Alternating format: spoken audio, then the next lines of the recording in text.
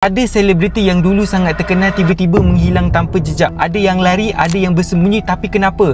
Adakah mereka sebenarnya larikan diri dari sebuah sistem yang lebih gelap daripada yang kita sangka? Sistem yang dikawal oleh cultus Hollywood. Ramai percaya ada kelompok elit di Hollywood, iaitu satu sistem tertutup penuh kawalan, manipulation dan juga ritual gelap. Untuk seseorang artis tu berjaya, dia perlu patuh. Tapi bila mereka terjaga, mereka mula melawan dan akhirnya hilang dari radar.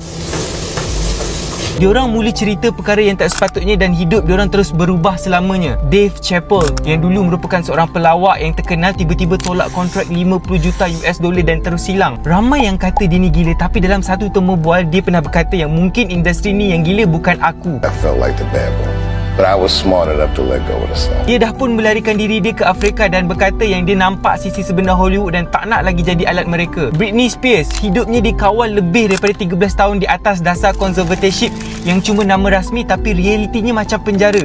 Dan bila dia mula bersuara fans perasan, dia lain macam. Mesej pelik di Instagram, suara yang tak bebas. Tapi selepas bebas dia jadi senyap dan tak lagi aktif macam dulu. Ada yang kata dia trauma, ada yang kata mungkin dia masih dipantau. Media kata yang dia tak stabil, tapi ada orang dalam kata yang dia ni sebenarnya cuba lawan sistem yang kawal artis muda. Amanda dah beberapa kali keluar masuk hospital dan kini hidup low profile.